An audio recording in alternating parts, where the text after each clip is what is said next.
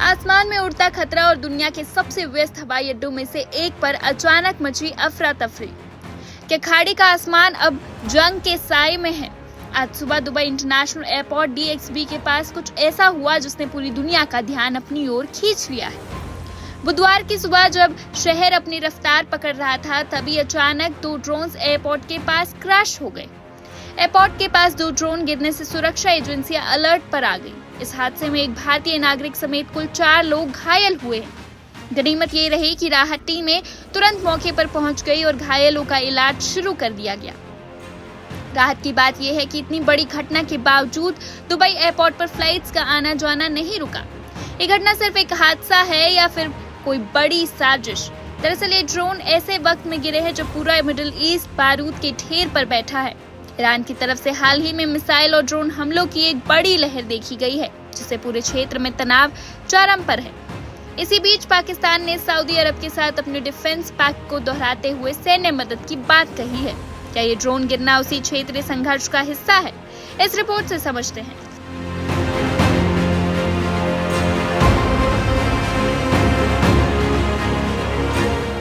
मध्य पूर्व से एक बड़ी ताज़ा खबर आ रही है।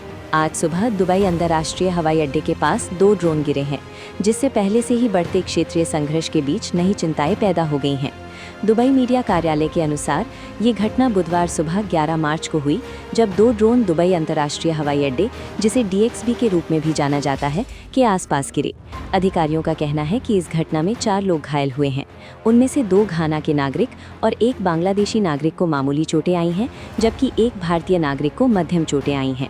अधिकारियों ने पुष्टि की है कि सभी घायल व्यक्तियों का चिकित्सा उपचार किया गया है और उनकी स्थिति पर अब नजर रखी जा रही है। महत्वपूर्ण बात यह है कि हवाई अड्डे का संचालन प्रभावित नहीं हुआ। दुबई के अधिकारियों ने स्पष्ट किया है कि दुबई अंतर्राष्ट्रीय हवाई अड्डे पर हवाई यातायात सामान्य रूप से संचालित हो रहा है और उड़ानों में कोई व्यवधान नहीं है। अभी तक अधिकारियों ने ड्रोन की सटीक उद्गम का खुलासा नहीं किया है और ये भी स्पष्ट नहीं है कि ड्रोन को बीच में ही रोक दिया गया था, वे खराब हो गए थे या उन्होंने जानबूझकर पास के बुनियादी ढांचे को निशाना बनाया था। हालांकि अधिकारियों का कहना है कि स्थिति पर काबू पा लिया गया है और हवाई अड्डे के संचालन या सार्वजनिक सुरक्षा पर कोई व्यापक प्रभाव नहीं पड़ा है।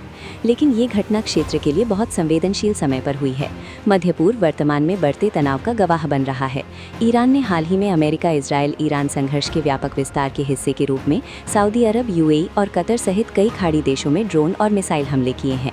इस पृष्ठभूमि के बीच पाकिस्तान ने अब सऊदी अरब के लिए अपने समर्थन की पुष्टि की है। ये सितंबर 2025 में पाकिस्तान और सऊदी अरब के बीच हस्ताक्षरित रणनीतिक पारस्परिक रक्षा समझौते के बाद हुआ है।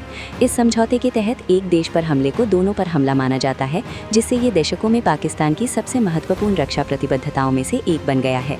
रिपोर्टों के अनुसार पाकिस्तान के उप प्रधानमंत्री और विदेश मंत्री इशाक डार ने राजनयिक चर्चाओं के दौरान ईरान को इस समझौते की याद दिलाई है और तेहरान से इस समझौते को ध्यान में रखने का आग्रह किया है।